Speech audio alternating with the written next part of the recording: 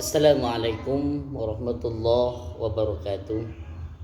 Anak-anakku kelas 5 yang Pak Guru sayangi, mudah-mudahan kalian semuanya selalu diberikan kesehatan oleh Allah bersama keluarga di rumah. Amin ya rabbal alamin. Dan mari kita mulai pembelajaran kali ini dengan ucapan Bismillahirrahmanirrahim. Mudah-mudahan pembelajaran SKI kelas 5 pada hari ini bersama ridha Allah Subhanahu wa taala, dan mudah-mudahan dengan kita belajar sejarah kebudayaan Islam ini akan menjadi motivasi bagi kita semuanya dalam melanjutkan perjuangan dakwah Islam yang dibawa oleh baginda Kanjeng Nabi Muhammad sallallahu alaihi wasallam. Nah, anak-anakku kelas 5 yang Pak Guru sayangi, minggu yang lalu kita sudah membahas tentang kepribadian khalifah yang kedua, yaitu Umar bin Khattab. Jadi untuk hari ini kita akan membahas tentang proses pemilihan Umar bin Khattab menjadi khalifah dan juga kebijakan-kebijakan yang dilakukan oleh Khalifah Umar bin Khattab. Adapun tujuan pembelajaran yang akan kita pelajari, kita bahas pada hari ini, Pak Guru berharap kalian dapat memahami prosesi Umar bin Khattab terpilih menjadi khalifah yang kedua, yaitu pengganti khalifah yang pertama, Abu Bakar As-Siddiq. Dan Pak Guru berharap kalian dapat memahami beberapa kebijakan-kebijakan luar biasa, kebijakan yang sangat luar biasa yang dilakukan Umar bin Khattab ketika beliau menjadi khalifah yang kedua. Nah, anak-anakku yang Pak Guru sayangi, setelah Umar bin Khattab sakit-sakitan, sudah merasa tidak sehat dan merasa sudah tidak mampu untuk melanjutkan kekhalifahannya sebelum beliau wafat, beliau sempat mengumpulkan para dewan syuri atau dewan syuro, di antaranya yaitu seperti Ali bin Abi Thalib, kemudian Utsman bin Affan, kemudian Tolha, kemudian juga Abdurrahman bin Auf, dan banyak lagi yang lainnya. Berkumpul, beliau Abu Bakar meminta pendapat, meminta persetujuan bahwa beliau setelah wafat nanti, beliau menginginkan Umar bin Khattab sebagai pengganti beliau menjadi khalifah yang kedua. Kemudian setelah musyawarah, ternyata para dewan syuri atau dewan syuro yang Pak Guru sebutkan tadi menyetujui apa yang telah diusulkan oleh Abu Bakar. Mereka semuanya setuju kalau Umar bin Khattab yang akan menggantikan Abu Bakar menjadi khalifah yang kedua. Jadi proses terpilihnya khalifah yang kedua yang dilakukan oleh dewan syuri, yaitu terpilih adalah Umar bin Khattab atas usulan Abu Bakar. Ya, kemudian usulan Abu Bakar dimusyawarahkan dan alhamdulillah disetujui oleh para dewan syuro. Kemudian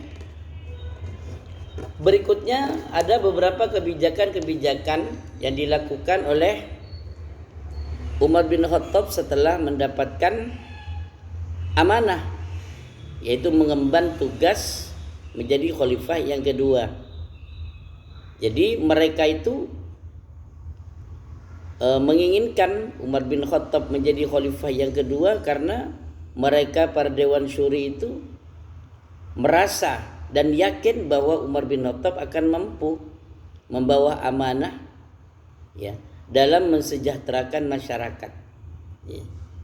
Jadi pada waktu Umar bin Khattab menjadi khalifah, ternyata di situ ada pada periode pemerintahannya disebut dengan Futuhat Islamiyah. Karena pada masa itu terjadi perombakan besar-besaran, baik di bidang pemerintahan, hukum, ekonomi, hingga upaya perluasan wilayah kekuasaan Islam. Jadi pada masa Umar bin Khattab ini merupakan masa keemasan bangsa, ya, masa keemasan pemerintah, ya, masa keemasan pada Khalifah Khulafaur Rasyidin. Jadi pada masa Umar bin Khattab, karena luar biasa beliau, kemampuan, kecerdasan dan ketegasannya, sehingga mampu untuk membawa amanah tersebut. Yang pertama yang mereka lakukan, ya, khususnya bagi Umar bin Khattab setelah menjadi khalifah, beliau itu melakukan kebijakan-kebijakan, diantaranya adalah yaitu kebijakan di bidang pemerintahan. Di bidang pemerintahan beliau membentuk gubernur, ya, sehingga beliau itu membagi pemerintahan menjadi 8 provinsi, dan setiap provinsi itu memiliki kepala pemerintah, ya, atau memiliki pimpinan yang disebut dengan gubernur pada waktu itu. Ada 8 provinsi, mulai dari Mekah, Madinah, Jazirah, kemudian Suriah, Basrah, Kufah, dan juga Mesir serta Palestina. Jadi dibagi menjadi 8 provinsi, dan setiap provinsi itu memiliki pimpinan masing-masing yang disebut dengan gubernur. Dan bahkan setiap gubernur itu juga oleh kebijakan Umar bin Khattab diberikan pembantu, yaitu di bidang administrasi yang namanya sekretaris. Ada juga di bidang kemiliteran, dibantu oleh pejabat perpajakan, pejabat kepolisian sebagai pengamanan, dan juga pejabat keuangan dan pejabat keagamaan, yaitu juga berkaitan dengan hakim. Jadi setiap gubernur itu memiliki pejabat-pejabat pembantu, ya, tidak bekerja sendiri, ya. Mereka memiliki mitra. Setiap gubernur memiliki mitra, ada sekretaris, ada hakimnya, ada bagian kepolisiannya, bagian keamanan, juga bagian perbajakan, keuangan, dan lain sebagainya. Kemudian juga beliau membentuk lembaga-lembaga negara seperti lembaga militer yang mengurusi keamanan negara, ya, sehingga negara tetap aman, tentram, dan terhindar dari gangguan, utamanya gangguan dari luar. Dan juga membentuk Dewan Hakim. Dewan Hakim ini bertugas ketika ada konflik, ketika ada hal yang harus diselesaikan atau perkara-perkara yang di situ timbul perselisihan, maka disitulah ada hakim yang mendampingi gubernur untuk menyelesaikan konflik tersebut. Dan juga pada masa Umar bin Khattab, khalifah yang kedua ini, sehingga terbentuklah di situ kalender Islam. Dan di situ disepakati bahwa mereka membuat kalender Islam sesuai dengan peredaran bulan, ya, yang diawali dari yaitu hijrahnya baginda Kanjeng Nabi Muhammad, yaitu pada tanggal 1 Muharram pada tahun baru Hijriah. Jadi dihitung dari pertama kali baginda Nabi Muhammad hijrah ke Madinah, disitulah terhitung tahun baru Islam. Kemudian di bidang peradilan juga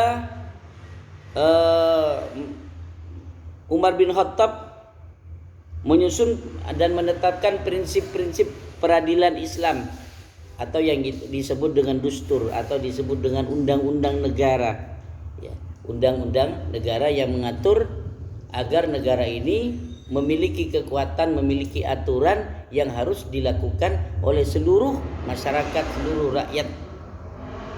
Kemudian di bidang hukum mereka sepakat yang dipimpin oleh Umar bin Khattab, yaitu menetapkan aturan pembagian harta warisan, mawaris, kemudian merumuskan prinsip qiyas, merumuskan tentang pengangkatan para hakim, ya, kemudian pemakaian cambuk, ya, hukuman bagi orang yang melanggar hukum, menetapkan hukuman 80 kali dera bagi pemabuk, memungutan zakat atas kuda yang diperdagangkan, ya. Kemudian larangan menyebutkan nama wanita dan lirik syair dan sebagainya. Di situ termasuk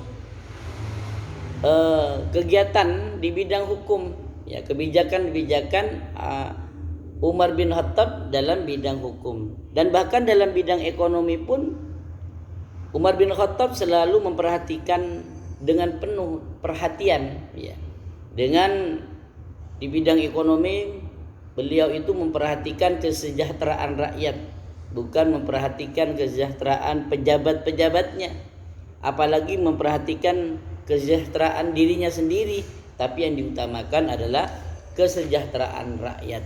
Sehingga Umar bin Khattab pun mendirikan yaitu yang disebut dengan Baitul Mal, ya, Baitul Mal yaitu kas negara. Kemudian juga mendirikan Dewan Al-Kharaj, yaitu dewan untuk mengurusi pajak negara, pajak tanah, pajak bangunan dan pajak-pajak yang lain. Dan mendirikan Dewan Al-Jud, yaitu suatu dewan yang mengurusi tentang keuangan negara dan juga tentang militer, perbaikan jalan umum, terutama jalan yang ramai, jalan perkotaan yang perlu perhatian khusus. Jadi jalan ini menjadi tonggak pembangunan. Jadi jalan-jalan yang rusak itu diperbaiki dengan menggunakan uang yang sudah menjadi anggaran di Baitul Mal tadi. Kemudian membentuk lembaga-lembaga untuk mengurusi santunan, utamanya kepada anak yatim, dan juga memperbaiki masjid-masjid, baik Masjid Nabawi yang ada di Madinah, Masjidil Haram yang ada di Mekah, dan juga Masjidil Aqsa yang ada di Palestina. Itu yang dilakukan oleh Umar bin Khattab. Kebijakan-kebijakan ini yang ditujukan untuk kesejahteraan rakyat, dan semuanya itu diambilkan dari kas negara, yaitu dari Baitul Mal. Jadi kas negara itu bukan untuk memperkaya pejabat-pejabat, apalagi untuk memperkaya Umar bin Khattab sendiri, akan tetapi Baitul Mal didirikan itu untuk kesejahteraan rakyat. Nah, itulah anak-anakku yang Pak Guru sayangi, anak-anak kelas 5 yang saat ini berada di rumah, yang dapat Pak Guru sampaikan. Jadi Umar bin Khattab itu terpilih menjadi khalifah yang kedua atas usulan Abu Bakar, kemudian disetujui oleh para Dewan Syura. Dan kebijakan-kebijakan Umar bin Khattab setelah menjadi khalifah, beliau selalu mengutamakan kepentingan negara. Ketika berbicara kepentingan negara, maka yang diutamakan kebijakan-kebijakan dilakukan oleh Umar yaitu untuk mensejahterakan rakyat, sehingga membagi pemerintahan menjadi 8 provinsi dan juga mendirikan bidang peradilan, kemudian hukum, dan bahkan bidang ekonomi yang menjadi sasaran utama karena untuk kesejahteraan rakyat. Nah, anak-anakku, ini yang dapat Pak Guru sampaikan, mudah-mudahan bermanfaat bagi kita semuanya, dan ini akan menjadi motivasi bagi kita, teladan bagi kita, bagaimana kita berbuat baik, bagaimana kita menjadi seorang pemimpin seperti pimpinan yang dilakukan oleh khalifah yang kedua, yaitu Umar bin Khattab. Dari Pak Guru akhiri dengan ucapan alhamdulillahirabbil alamin, wallahul muwaffiq ila aqwamit thoriq. Wassalamualaikum warahmatullahi wabarakatuh.